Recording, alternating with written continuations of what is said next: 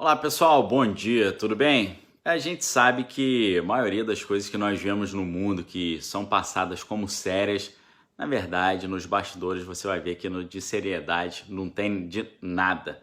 E a gente, com o nosso complexo de inferioridade brasileiro, a gente acha que aqui no Brasil só que é tudo bagunça, que é tudo confuso, que as coisas não têm consistência, que não têm seriedade, que não têm substrato, firmeza.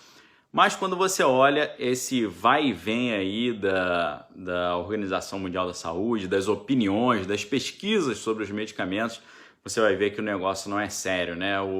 A pesquisa lá do jornal The Lancet, que havia falado que a medicação lá, medicamento da hidroxicloroquina que não fazia efeito nenhum, agora já viram ali que não dá para confiar em nada, né?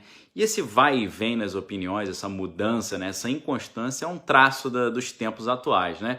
Me lembro até do filósofo sociólogo polonês Zygmunt Bauman, né, que falava sobre a modernidade líquida, né? Segundo ele, nos tempos atuais, as relações entre as pessoas, né, tendem a ser menos frequentes, né, e menos longas, né, menos duradouras. E ele tem uma frase interessante, né, que é o seguinte, né, as relações escorrem pelo vão dos dedos, né? Segundo esse conceito de relações líquidas, por exemplo, as relações entre as pessoas deixam de ter um aspecto de união e passam a ser um mero acúmulo de experiências, né? E haveria também uma insegurança, né? A insegurança seria a parte estrutural desse sujeito aí da pós-modernidade e tal. E aí por isso ele vai falar sobre amor líquido, medo líquido, modernidade líquida, ou seja, a coisa não é fixa, não é firme, está sempre mudando, está sempre se transformando. E é um traço do que a gente está vendo no mundo hoje, né? Uma hora é fica em casa, outra hora é sai de casa, outra hora é o remédio não faz efeito, outra hora é eu já não sei mais. Então, pessoal, realmente é um vai e vem que fica difícil continuar dando credibilidade a isso tudo, né?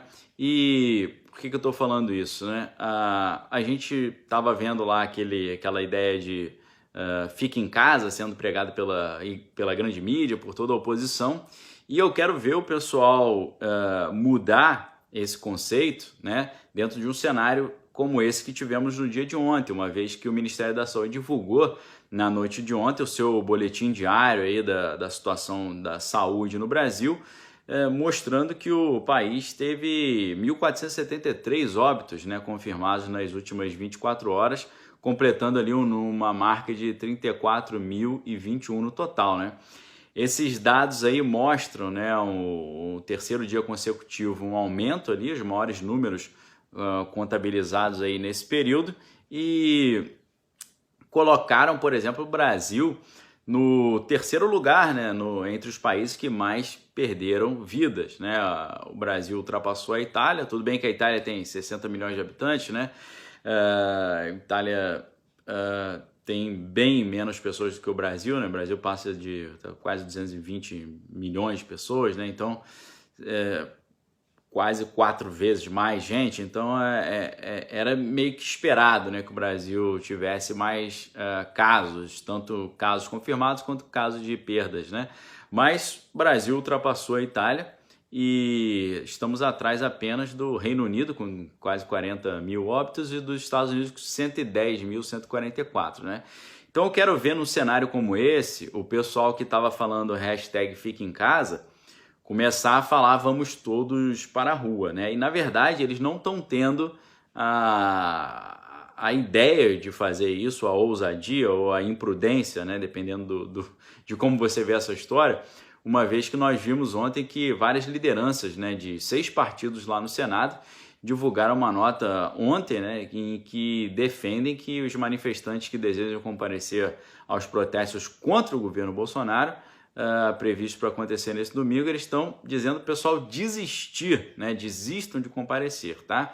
São vários partidos aí que fizeram esse pedido, né? A Rede Sustentabilidade, PSB, PDT, Cidadania, PSD e PT, né? Eles concluíram que não é momento de fazer aglomeração, né? Pelo contrário, tem que redobrar os cuidados e também ampliar ali a comunicação com a sociedade, reforçando as ideias dos distanciamentos no momento aí que essa situação fica cada vez mais difícil, né?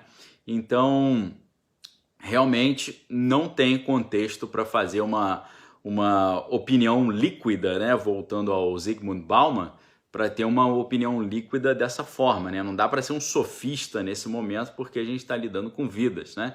Lembrando que o sofista era aquele filósofo que trabalhava com sofismas, né? Ou seja, o seu único objetivo e a sua preocupação era um mero convencimento. Eles não estavam preocupados em encontrar a verdade, falar a verdade, estavam preocupados em convencer, na potência de convencimento da fala. Se convencesse, estava valendo, né? Então, de manhã fazia um discurso a favor de uma coisa, à tarde fazia contra e no cair da noite fazia a favor de novo, né? Então havia dentro da retórica sofística, né? Eles mudavam de opinião toda hora dentro da conveniência, mas não dá para fazer malabarismo sofístico com vidas humanas, né? E com relação lá à parte da líquida, ou seja, inconstante, sobre a questão do The Lancet, né, o artigo, a pesquisa serviu até de base, né, para a Organização Mundial da Saúde suspender o estudo sobre o uso da hidroxicloroquina no tratamento dos pacientes, né? Mas, segundo o próprio jornal, os autores não conseguiram realizar uma auditoria independente nos dados que foram fornecidos pela empresa Surgisphere, que foi contratada para coletar esses dados dos hospitais ali sobre os pacientes, né? O estudo afirmava que tinha consultado 96 mil pacientes, né? Mas alguns hospitais não confirmaram os próprios dados, né? Isso segundo a imprensa inglesa. Isso fez com que até a Organização Mundial da Saúde mudasse de opinião e voltasse a fazer as suas pesquisas com o medicamento, né? Então, negócio líquido pra caramba. Se tem alguma coisa que não é líquida no sentido de vai e vem, é a investigação sobre o caso Adélio Bispo, né? Porque o Ministério Público ontem concluiu que, segundo a investigação, que o Adélio agiu sozinho, né? No seu plano maligno lá, né? Então, pediu o MPF, né? O Ministério Público Federal pediu à Justiça arquivamento do segundo inquérito que apura o caso, né? O Ministério Público justificou que o pedido é provisório, pois ainda há uma diligência pendente lá no Supremo, né?